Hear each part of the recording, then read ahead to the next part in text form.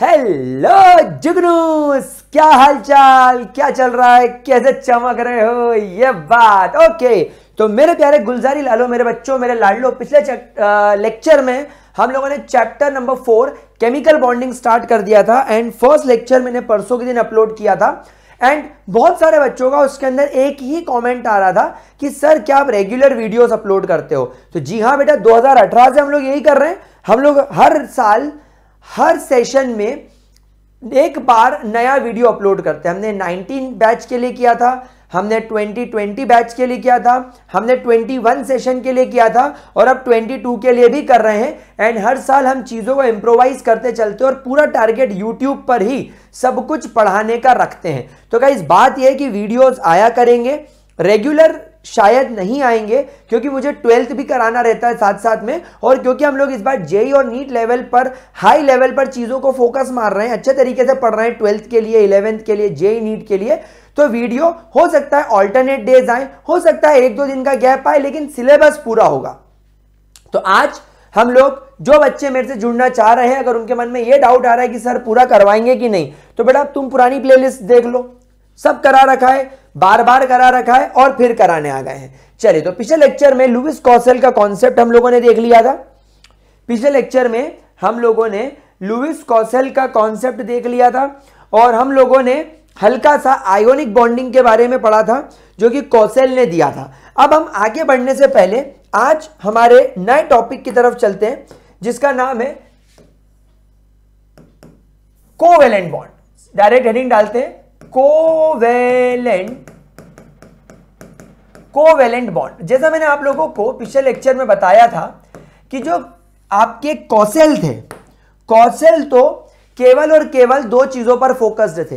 बीच में आएगी तुम्हारी नोबल गैस, इधर इलेक्ट्रोपॉजिटिव जो इलेक्ट्रॉन छोड़ेंगे, इधर इलेक्ट्रोनेगेटिव जो इलेक्ट्रॉन लेंगे। इलेक्ट्रॉन छोड़ के ये वाले मेटल्स नोबल गैस का कॉन्फ़िगरेशन ले लेंगे, ये इलेक्ट्रोनेगेटिव एलिमेंट्स इलेक्ट्रॉन लेकर नोबल गैस का कॉन्फ़िगरेशन ले लेंगे। जो इलेक्ट्रॉन छोड़ेगा कैटायन, जो इलेक्ट्रॉन लेगा एनायन, पॉजिटिव नेगेटिव को अट्रैक्ट करेगा, एक स्टेबल कंपाउंड बनाएगा, आयोनिक कंपाउंड। इस इलेक्ट्रोवेलेंट फोर्स, इस फोर्स को इलेक्ट्रोस्टैटिक फोर्स ऑफ अट्रैक्शन यानी आयोनिक बॉन्ड बोलते हैं।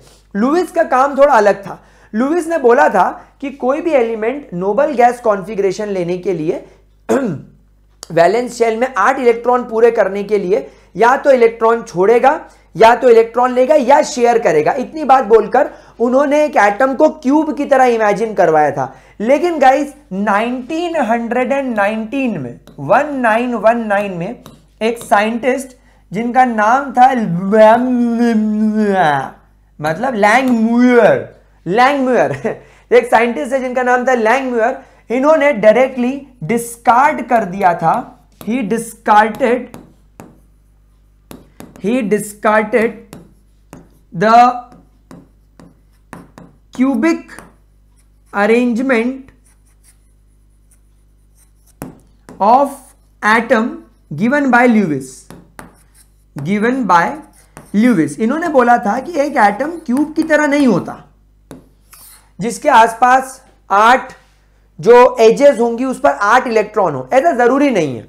तो इन्होंने लैंगम्यूर ने उससे कॉन्सेप्ट को थोड़ा रिफाइन करा। सो बाद में हमारे पास में एक कॉन्सेप्ट आया जिसे बोला जाता है लुईस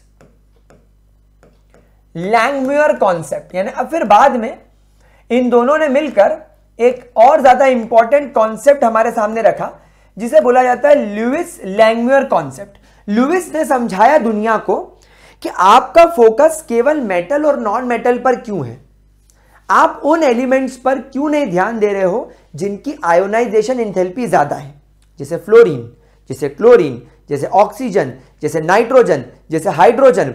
ये जो एलिमेंट्स हैं, फास्फोरस, सल्फर, इनसे इलेक्ट्रॉन निकालना मुश्किल है। दूसरा, आप ये क्यों भूल रहे हो कि इस दुनिया में ऐसे भी मॉलिक्यूल्स हैं जिनमें होमोन्यूक्लियर, डायटॉमिक या पॉलीएटॉमिक टाइप के मॉलिक्यूल्स देखे जा रहे हैं, जैसे कि मॉलिक्यूल्स लाइक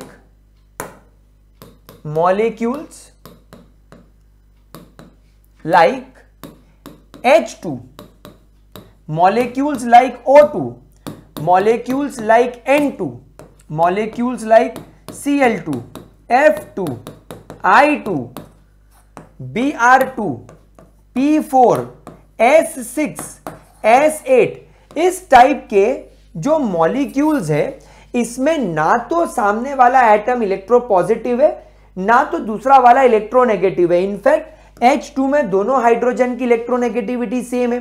तो क्या ऐसे मॉलिक्यूल्स के अंदर एक एटम इलेक्ट्रॉन छोड़ेगा और एक एटम लेगा? नहीं, दोनों की इलेक्ट्रोनेगेटिविटीज, दोनों की इलेक्ट्रॉन को खींचने की पावर सेम है। तो यहां पर ना तो एक ऑक्सीजन अपना इलेक्ट्रॉन छोड़ेगा ना दूसरा ऑक्सीजन इलेक्ट्रॉन लेगा। दोनों के पास में ये इलेक्ट्रॉन शेयर करने के अलावा डोनेट करने का या एक्सेप्ट करने का कोई ऑप्शन ही नहीं है। तो या तो ये डोनेट करे जो कि कैंसिल हो गया, या तो ये एक्सेप्ट करे वो भी कैंसिल हो गया। तो बचा क्या? केवल और केवल शेयरिंग का ऑप्शन। दूसरा उन्होंने बोला that atoms with high ionization enthalpies, atoms with high ionization enthalpies, ऐसे एटम जिनसे इलेक्ट्रॉन निकालना हमारे लिए बहुत मुश्किल है, ऐसे एटम्स जिनसे कि इलेक्ट्रॉन निकालना हमारे लिए बहुत मुश्किल है, ऐसे एटम कैसे इलेक्ट्रॉन डोनेट करेंगे आप मुझे बताइए। और ऐसे एटम जब इलेक्ट्रॉन डोनेट नहीं कर पाएंगे तो सामने वाला एक्सेप्ट कैसे करेगा?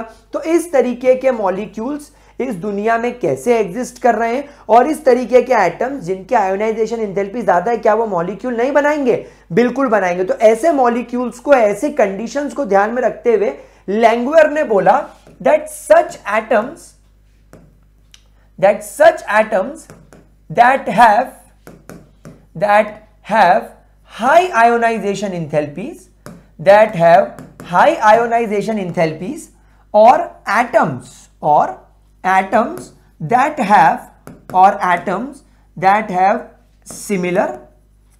have similar, or we can say almost similar, with that have similar, or we can say almost similar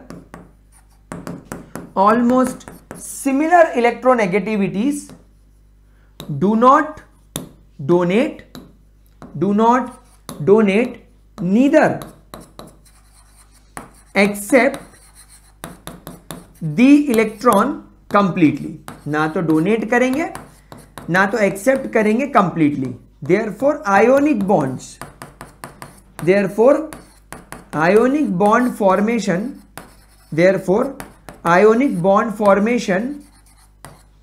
will not take place। Ionic bond formation तो इनके अंदर होगा नहीं। तो अब क्या ऑप्शन बचा? Sharing of electron. So therefore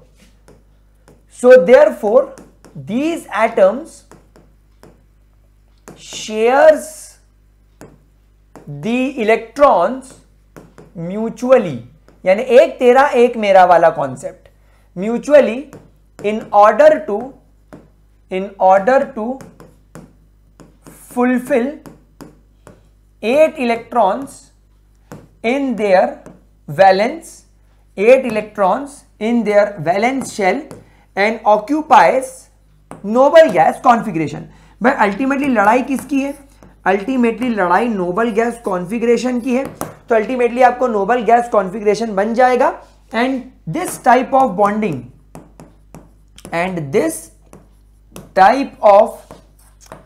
bonding is called as covalent bonding। इस तरीके की बॉन्डिंग को क्या नाम देंगे? Covalent bonding. तो कोवेलेंट बॉन्डिंग क्या है? Mutual sharing of electron between two atoms. क्या ये बात समझ में आई मेरे प्यारे बच्चों? क्या ये बात समझ में आई मेरे प्यारे बच्चों? अब इस कॉन्सेप्ट में लुईस का क्या कॉन्ट्रीब्यूशन था? इस कॉन्सेप्ट में लुईस सिंबल का बहुत ज्यादा कंट्रीब्यूशन बहुत ज्यादा था। तो अब हम लोग यहां पर लुईस सिंबल का इस्तेमाल करके कोवेलेंट बॉन्डिंग को बहुत ज्यादा अच्छे तरीके से इमेजिन कर सकते हैं। कैसे? देखिए, फॉर एग्जांपल अगर आप लोगों को यहां पर कोई कहे कि H2 के मॉलिक्यूल का फॉर्मेशन करके बताइए, तो यहां पर आप लोग क्या करेंगे? यहां पर आप लोग हाइड्रोजन लेंगे, हाइड्रोजन का एक इलेक्ट्रॉन इस तरीके से बता देंगे, सामने दूसरा हाइड्रोजन आएगा, इसका आप एक एटम का इलेक्ट्रॉन ऐसा बता देंगे। अब आप क्या करेंगे? अब आप बोलेंगे देखिए इन दोनों के बीच में इलेक्ट्रॉन की शेयरिंग हो गई। शेयरिंग होने से क्या हुआ, शेयरिंग होने से क्या हुआ, आप देखेंगे कि इस हाइड्रोजन का ऑक्टेट पूरा, और अब आप देखेंगे कि इस वाले हाइड्रोजन का भी ऑक्टेट ये देखिए पूरा। तो यहां पर क्या हुआ, इसको बोलते हैं शेयरिंग। मतलब ये हाइड्रोजन अब क्या बोलेगा, ये वाला हाइड्रोजन अब क्या बोलेगा, ये वाला हाइड्रोजन बोलेगा कि ये इलेक्ट्रॉन तो मेरा है और हां ये इलेक्ट्रॉन भी मेरा ही है।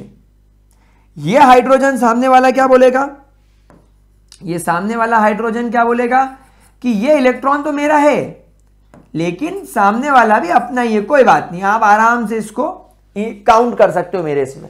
सो हो गए दोनों के दो दो इलेक्ट्रॉन पूरे, और ये बन गया आपके H2 का मॉलिक्यूल।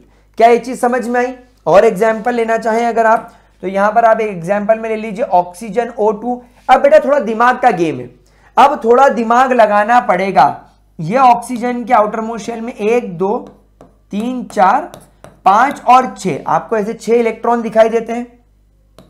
दूसरे ऑक्सीजन के भी आउटर मोस्ट शेल में आपको इस प्रकार 6 इलेक्ट्रॉन दिखाई देते हैं। अब आप देखो ये ऑक्सीजन अपने ऑक्टेट को पूरा करने से 2 इलेक्ट्रॉन से चूक रहा है, ये ऑक्सीजन भी अपने ऑक्टेट को पूरा करने में 2 इलेक्ट्रॉन से चूक रहा है।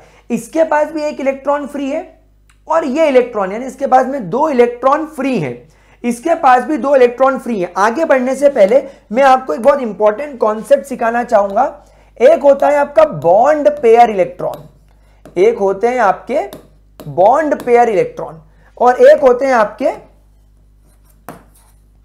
Lone pair electron. Guys lone pair electron का मतलब ऐसे इलेक्ट्रॉन्स विच डू नॉट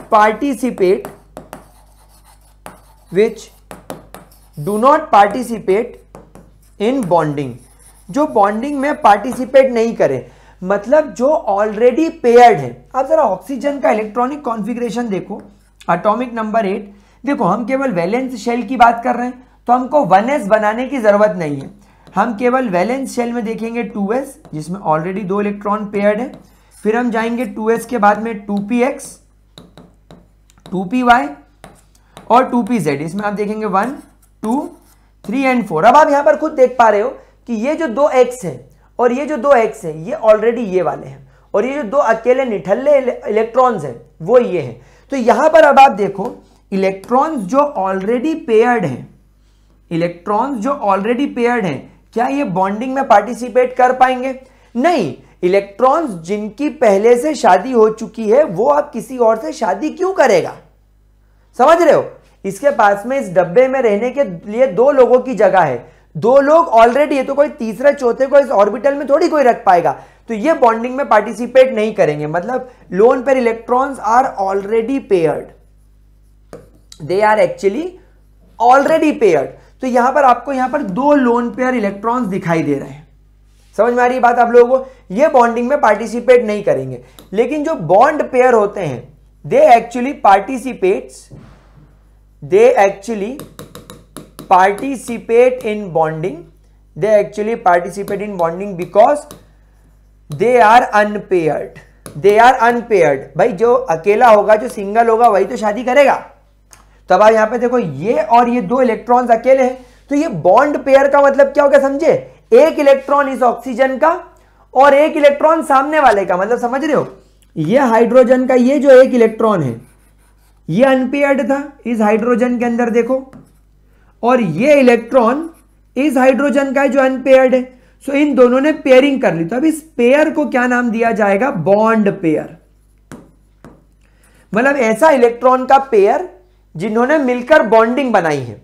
तो ये दोनों किसको कंट्रीब्यूट करेंगे? ये दोनों बॉन्ड पेयर को कंट्रीब्यूट करेंगे। क्या ये बात समझ में आई आप लोगों को? तो यहां पर अब आप लोग इस कंडीशन से क्या समझे कि इस इलेक्ट्रॉन इस एटम के अंदर ये और ये बॉन्डिंग में बिल्कुल पार्टिसिपेट नहीं करेंगे। तब बॉन्डिंग में पार्टिसिपेट करने के लिए कौन बचे? इसके 2 इलेक्ट्रॉन और इसके 2 इलेक्ट्रॉन। तो अब ये इलेक्ट्रॉन एक्चुअली क्या करेगा? इधर आ जाएगा, मतलब केवल रिप्रेजेंटेशन के लिए, ठीक है। और ये इलेक्ट्रॉन भी केवल रिप्रेजेंटेशन के लिए इधर आ जाएगा, केवल रिप्रेजेंटेशन के लिए। क्या है बात आप लोगों को समझ में आई? और ये इलेक्ट्रॉन इससे शेयर हो गया, ये इलेक्ट्रॉन इससे शेयर हो गया। क्या ये बात आप लोगों को समझ में आई? क्या आप लोगों को ये बात समझ में आई मेरे प्यारे बच्चों? और ये जो आपके जो इलेक्ट्रॉन्स हैं, अब आप इनको अगर यहां पर देखेंगे तो देखिए इसने अपना ऑक्टेट जो है ये पूरा कर लिया। देखो ये देखो इसका ऑक्टेट पूरा हो गया है ना। और अब आप इसको देखो, देखो इसने भी अपना ऑक्टेट जो है वो इस तरीके से घूम के पूरा कर लिया। Are you understanding this point मेरे प्यारे बच्चों? ये देखिए ये भी इसका ऑक्टेट पूरा हो गया। तो ये आपका ऑक्सीजन बन गया। भाई कितना मजेदार काम हो गया। अब आप देखो ऑक्सीजन के आउटर मोस्ट शेल में कितने इलेक्ट्रॉन्स हैं? 1 2 3 4 5 6 7 8। इसके 1 2 3 4 5 6 7 8। तो इस तरीके से आप लोगों को बहुत सारे कंपाउंड्स बनाए जा सकते हैं। Is this clear to you? एक एग्जांपल मैं आपको और दिखा देता हूं, जैसे मीथेन CH4। अब CH4 में क्या होगा? कार्बन। आप लोग सब जानते हैं कार्बन के आउटर मोस्ट शेल में 4 इलेक्ट्रॉन होते हैं और 4 हाइड्रोजन इसके पास। तो एक हाइड्रोजन यहां आ गया, एक हाइड्रोजन यहां आ गया, एक हाइड्रोजन यहां आ गया और एक हाइड्रोजन यहां आ गया। अब आपने क्या करा? ध्यान से देखा तो क्या नजर आया? ध्यान से देखा तो क्या नजर आया? ये देखो ध्यान से देखने पर हमें ये नजर आया कि कार्बन का तो ऑक्टेट पूरा हो गया भैया। और इसके अलावा आपने और एक चीज क्या ऑब्जर्व करी कि ये हाइड्रोजन का ड्यूप्लेट पूरा, ये हाइड्रोजन का ड्यूप्लेट पूरा, ये देखो ये हाइड्रोजन का ड्यूप्लेट पूरा, ये देखो ये हाइड्रोजन का ड्यूप्लेट पूरा और ये हाइड्रोजन का भी ड्यूप्लेट पूरा। तो अब आप देखो कितना बढ़िया मीथेन का मॉलिक्यूल बन गया। सब सेटल्ड हो गए, सब बढ़िया तरीके से सेटल हो गए। कार्बन के 8 इलेक्ट्रॉन पूरे हो गए, हाइड्रोजन के 2 इलेक्ट्रॉन सबके पूरे हो गए। क्या ये चीज क्लियर हुई मेरे प्यारे बच्चों? क्या ये चीज आप लोगों को क्लियर हुई मेरे प्यारे बच्चों? तो ये हो गए आपके कोवेलेंट बॉन्ड्स। ठीक है, अब आगे बढ़ते हैं। कोवेलेंट बॉन्ड समझने के अलावा अभी मैं आपको एक ट्रिक सिखाऊंगा, मतलब एक सेट ऑफ रूल पढ़ाऊंगा जिसमें आप दुनिया के किसी भी मॉलिक्यूल को लुईस डॉट स्ट्रक्चर के हिसाब से एक्सप्लेन कर सकते हो। भले ही वो H2SO4 हो, HNO3 हो, KMNO कुछ भी हो, KMNO4 वगैरह, जिस भी टाइप के आपको मॉलिक्यूल्स मिलेंगे आप सबको उससे रिप्रेजेंट कर सकते हो। मतलब उसका एक रूल होता है, पहले टोटल इलेक्ट्रॉन निकालो, फिर वैलेंस इलेक्ट्रॉन निकालो, फिर T में से V माइनस करो, फिर T में से V माइनस करके U निकालो, फिर V में से U माइनस करो तो S मिल जाएगा। ये सारी बातें हम अगले उसमें वीडियो में पढ़ेंगे और आपको मैं पूरा टेक्निक बढ़िया वाली सिखाऊंगा जो NCERT में दे रखी है। फिर आप कुछ भी कर सकते हो, ठीक है। बट हम लोग पहले यहां पर बात कर लेते हैं टाइप्स ऑफ कोवेलेंट बॉन्ड की, टाइप्स ऑफ कोवेलेंट बॉन्ड्स की, types of covalent bonds, types of covalent bond. भाई पहले बॉन्ड कौन से हो गए आपके? Single bond. What do you mean by single covalent bond? जब दो एटम के बीच में when there is only one bond, when there is only one bond, when there is only one bond, that is 2 electrons are shared between 2 atoms. दो electrons के बीच में, दो एटम्स के बीच में 2 इलेक्ट्रॉन्स शेयर्ड है, 1 इलेक्ट्रॉन ईच। एक एटम अपना 1 इलेक्ट्रॉन शेयर कर रहा है। जैसे आप देखो hydrogen 1 electron, hydrogen 1 electron shared, ये सिंगल बॉन्ड। फ्लोरीन 1 2 3 4 5 6 7, फ्लोरीन 1 2 3 4 5 6 7, ये शेयर्ड। तो इस तरीके के आपको सारे सिंगल बॉन्ड देखने को इसके अंदर मिल रहे हैं। सिंगल बॉन्ड के बाद जो हमारा सेकेंड बॉन्ड आता है वो होता है हमारा डबल बॉन्ड। Double bond. अब आप लोग डबल बॉन्ड का मतलब तो समझ ही गए होंगे। When there are 2 bonds between 2 atoms, when there are 2 bonds between 2 atoms, that is 4 electrons are shared। यानी यहां पर अब आप लोगों को 4 इलेक्ट्रॉन्स शेयर करने पड़ेंगे। फॉर एग्जाम्पल ऑक्सीजन 1 2 3 4 5 6, ये ऑक्सीजन 1 2 3 4 5 6। अब आप यहां पर देखो ये 2 इलेक्ट्रॉन्स के शेयरिंग की वजह से एक बॉन्ड बना, 1 इलेक्ट्रॉन इसका 1 इलेक्ट्रॉन इसका, तो एक बॉन्ड बना। फिर ये 2 इलेक्ट्रॉन्स की शेयरिंग से बॉन्ड बना, 1 इलेक्ट्रॉन इसका 1 इलेक्ट्रॉन इसका, तो यहां पर डबल बॉन्ड बन गया। और टोटल इलेक्ट्रॉन कितने शेयर हो गए? 1 2 3 4, 2 इलेक्ट्रॉन्स ईच, 2 इलेक्ट्रॉन्स ईच। हर एटम के 2 इलेक्ट्रॉन, इस ऑक्सीजन के 2, इस ऑक्सीजन के 2। क्या बात समझ में आई मेरे प्यारे बच्चों? क्या ये बात आप लोगों को समझ में आई? ग्रेट। इसके बाद हम लोग चलते हैं हमारे तीसरी चीज की तरफ, यानी हमारा ट्रिपल बॉन्ड। ट्रिपल बॉन्ड, अब ट्रिपल बॉन्ड आप लोग समझ ही गए होंगे। When there are 3 bonds between 2 atoms, that is total 6 electrons are shared, total 6 electrons are shared, जिसमें कि 3 electrons by each atom। यहां पर हम लोग सबसे वर्ल्ड का बेस्ट एग्जांपल लेंगे, नाइट्रोजन 1 2 3 4 5। हम यहां पर दूसरा नाइट्रोजन लेंगे, इसके 2 इलेक्ट्रॉन्स और इसके ये 3 इलेक्ट्रॉन्स एक्चुअली फ्री होते हैं, तो ये 2 इलेक्ट्रॉन्स की शेयरिंग से एक बॉन्ड बन गया, ये 2 इलेक्ट्रॉन्स की शेयरिंग से एक बॉन्ड बन गया, और ये 2 इलेक्ट्रॉन्स की शेयरिंग से एक बॉन्ड बन गया। तो यहां पर आपको 3 बॉन्ड दिखाई दे रहे हैं। टोटल 1 2 3 4 5 6 इलेक्ट्रॉन शेयर्ड है, जिसमें 3 इलेक्ट्रॉन इस नाइट्रोजन के, 3 इलेक्ट्रॉन इस नाइट्रोजन के। This is your triple bond. क्या ये बात मेरे प्यारे बच्चा लोगों को बहुत अच्छे तरीके से समझ में आ रही है? यस और नो मेरे प्यारे किडीज, पक्की बात, श्योर शॉट? चलिए ग्रेट। तो अब आप पहले इतना नोट कर लीजिए, फिर हम लोग अगले लेक्चर में थोड़ा आगे बढ़ेंगे और ये देखेंगे कि किस प्रकार आप लोग लुईस के स्ट्रक्चर्स को बनाना सीख सकते हैं फॉर वेरियस मॉलिक्यूल्स। वो करने के बाद मैं आपको कोऑर्डिनेशन बॉन्ड पढ़ाऊंगा। कोऑर्डिनेशन बॉन्ड के बाद मैं आपको पढ़ाऊंगा कि लुईस के लैंगमुयर के कोवेलेंट बॉन्ड के अंदर थोड़ा सा लिमिटेशन क्या है। फिर हम आगे बढ़ेंगे फॉर्मल चार्जेस के ऊपर और फिर आगे चल के एक एक थ्योरीज निपटाना शुरू करेंगे। चलिए बाय बाय।